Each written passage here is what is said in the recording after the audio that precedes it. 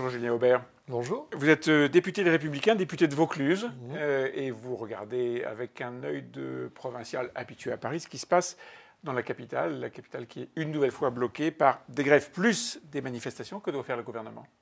Le gouvernement doit d'abord sortir une feuille de réforme qui soit claire, lisible et compréhensible. Ça, c'est demain. Pour qu'on puisse dire... C'est ce qu'on nous annonce demain, nous verrons. Moi, je ne prévois pas l'avenir. Ouais.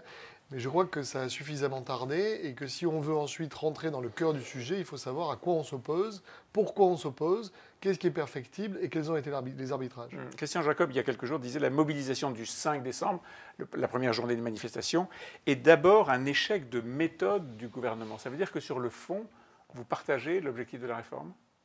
Je pense que globalement, les Républicains sont plutôt favorables à ce qu'on réforme les retraites. La droite a toujours pris ses responsabilités à ce sujet.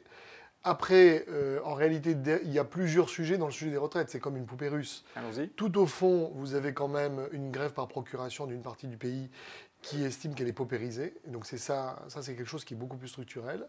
Après, vous avez le fait de savoir s'il faut faire une réforme globale ou pas, rapide ou pas, à point ou pas. Et puis enfin, est-ce qu'on doit équilibrer le ratio actif-inactif? Là, je crois que ça fait consensus. Et puis enfin, vous avez la question des régimes spéciaux. Bon. Alors, sur le point de savoir s'il faut justement une retraite à point, pour ou contre? Moi, je suis agnostique, à condition que, si vous voulez, sur cette réforme à point, si on la fasse, ce soit bien les partenaires sociaux qui gèrent le point et pas Bercy. Ah, vous voulez redonner la main aux partenaires sociaux? Oui, parce que je crois qu'on doit rester fidèle à l'esprit de la protection sociale telle qu'elle a été imaginée. Et surtout, je n'ai pas envie qu'on vive dans les retraites ce qu'on a vécu dans les hôpitaux, c'est-à-dire avec un ministère des Finances qui pourrait faire fluctuer le point, ou qu'on le mette d'ailleurs sur les marchés boursiers avec le risque qu'on appauvrisse les épargnants. Donc le point, OK, à condition que ce soit les partenaires sociaux qui gèrent la valeur du point, c'est ça? La valeur du point. Et l'ensemble du système? Oui, enfin, en tout cas, qu'ils aient une responsabilité dans la gestion du système. Oui. Les régimes spéciaux? Il faut, à mon avis, effectivement les abolir. Néanmoins, il faut bien prendre conscience que derrière le mot spécial, il peut y avoir bien tout simplement des situations objectives qui méritent qu'on change la règle universelle. Donc il n'y a pas seulement... Je dirais ce qu'il faut abolir, en réalité, c'est l'âge de départ à la retraite plutôt pour tout le monde dans certaines catégories. Est-ce que ça veut dire que vous êtes contre ce régime universel, c'est-à-dire les mêmes droits pour tous, 1 euro cotisé donne droit au même point pour tous? Est-ce que le fondement, ce fondement-là de la retraite, du projet de retraite de réforme de la retraite du gouvernement, ce projet-là, vous le contestez? Non, le fait qu'un euro rapporte autant de points, c'est parfaitement normal. Après, la question est de savoir si on doit le faire pour tous les niveaux de la protection ou uniquement à la base.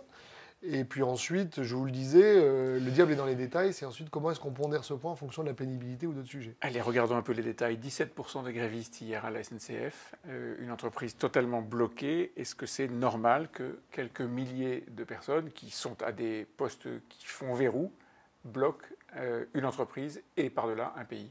Ce qui est anormal, c'est qu'il n'y ait pas un service minimal qui permette, en fonction de la loi qui a été votée, qui permettent aux Français de travailler parce que... C'est un échec de Nicolas Sarkozy il y a quelques années? Non, la loi est bonne. C'est la loi est bonne. Il faut la faire appliquer, je dirais.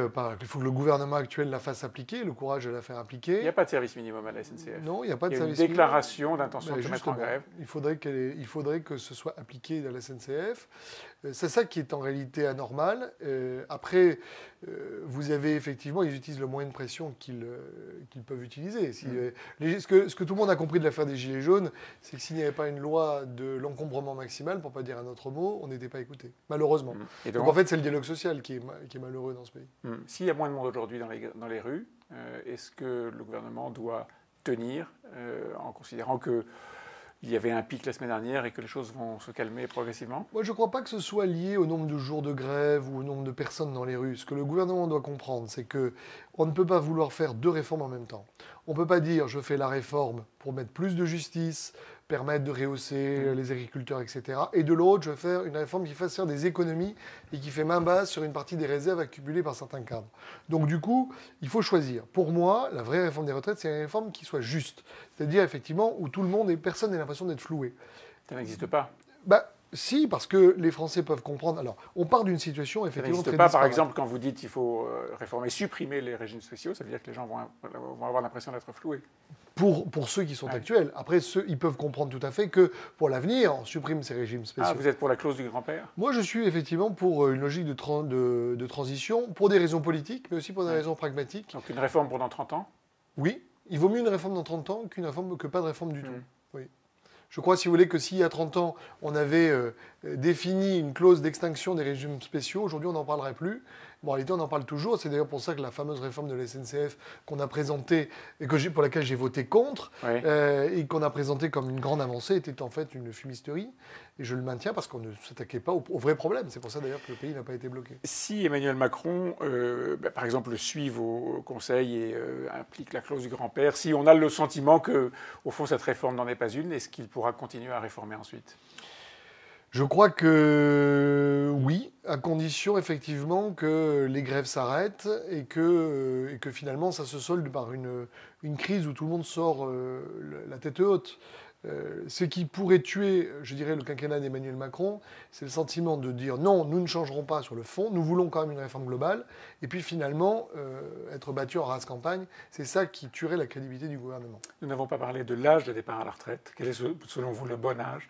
Pour moi, c'est le plus important, plutôt qu'une réforme globale. C'est que la première chose à faire, en réalité, le vrai problème que nous avons, c'est un problème démographique. Donc, c'est adapter l'âge de la retraite en fonction de la démographie. Jusqu'à jusqu'à, si vous voulez. En réalité, le sujet n'est pas de s'attaquer à un chiffre. Moi, je crois qu'il faut arrêter de sortir avec 64 ans, 63 ans. Mais parce que aujourd'hui, c'est 62, l'âge pivot pourrait être 64. Moi, je préfère... Une partie de vos collègues à l'Assemblée, Éric Woerth, par exemple, qui est un bon spécialiste des affaires de retraite, dit 65. Non, moi, je pense qu'il faut une règle automatique qui soit calculée par rapport à l'espérance de vie. L'INSEE dirait, voilà, l'espérance de vie est tant, et donc automatiquement, l'âge de la retraite est corrélé à celui-ci. Comme ça, on arrête de discuter et de repousser, et de renégocier, parce que finalement, on fonctionne en échelle de perroquet, et donc il n'y aurait pas d'âge. Donc retirer ça de la décision politique et le confier, au fond, à une espèce d'équation mathématique. Faire voter aux gens le principe qu'effectivement, à espérance de vie moins 20, moins 25, moins 30, à discuter, si vous voulez, moins 25 plutôt, eh bien, l'âge de la retraite soit calculé. Ce qui fait que si l'espérance de vie régresse, eh bien, l'âge de la retraite baissera. Demain, lorsque Édouard Philippe donnera les détails de sa réforme, qu'on attend effectivement depuis longtemps, vous saurez si vous êtes capable de voter ou pas. Je veux dire, il y aura des conditions dans lesquelles vous pourriez voter cette réforme ? Moi, oui, à condition, si vous voulez que ça... On sent la gêne, quand même. Non, mais alors, moi, à la base, j'étais parti plutôt favorable. Ouais. Ensuite, c'est comme le Brexit. C'est-à-dire que plus on m'explique la réforme des retraites, moi, je la comprends. Troisièmement, j'ai l'impression que, si vous voulez, au-delà des grands principes, il y a quand même des catégories flouées. Je pense notamment aux femmes, je pense notamment aux professeurs de l'éducation nationale, je pense notamment aux cadres. Donc, avant de dire je voterai cette réforme, je veux m'assurer, si vous voulez, que derrière la communication gouvernementale, on n'a pas omis de signaler un point qui est en réalité un point opaque, parce que vous savez très très bien comme moi que ce sera multiparamétrique, et donc c'est une fois qu'elle sera votée qu'on s'apercevra qui a été perdant. Lorsqu'on regarde les sondages et qu'on observe les populations qui soutiennent la réforme, un grand nombre, très grand nombre, une immense majorité d'électeurs des Républicains soutiennent le principe de cette réforme. Oui. Comment récupérer tous ceux qui aujourd'hui disent Emmanuel Macron fait le boulot et que vous ne l'avez pas fait ? Alors sur les retraites, là, c'est totalement faux. Sur les retraites, la droite a toujours fait les réformes. Simplement, je crois qu'Emmanuel Macron s'est attaqué à quelque chose de plus gros que lui. C'est-à-dire que le problème qu'il avait à résoudre, c'était un problème de 7 à 8 milliards d'euros. Il l'a transformé en problème à 300 milliards. C'est ça le sujet. Donc, 7 à 8 milliards d'euros, il suffisait d'abord de commencer par, je dirais, le fait de repousser l'âge. Bon.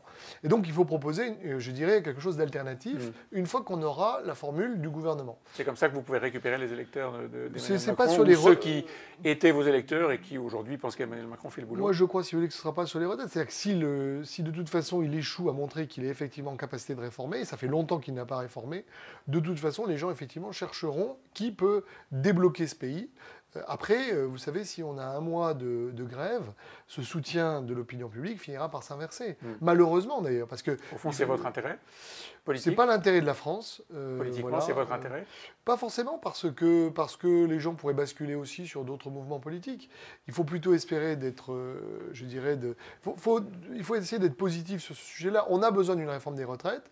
Il faut qu'elle soit juste, il faut qu'elle soit sereine, il faut qu'elle soit la plus simple possible, voilà, avant de rentrer dans des systèmes très compliqués que le monde critique. Lorsque la CGT et FO, accessoirement, disent qu'il faut le retrait total de ce projet, lorsqu'ils donnent l'impression de combattre politiquement le gouvernement, comment est-ce qu'il faut réagir ? Moi, je pense qu'il ne faut pas céder. C'est inadmissible. On a besoin d'une réforme des retraites. Et il ne faut pas confondre la défense des régimes spéciaux la défense je dirais, de la totalité des gens. La grande force, c'est d'avoir fait croire qu'en défendant le régime spécial de la SNCF, on défendait tous les Français et de manière générale tous les gilets jaunes. C'est faux. C'est un artifice de communication, mais le gouvernement, de son côté, a fait croire aussi qu'il allait réformer dans la justice, alors qu'en réalité, il faisait main basse sur des centaines de milliards d'euros. Responsabilité partagée. Donc merci Julien Aubert, député de Vaucluse. Merci.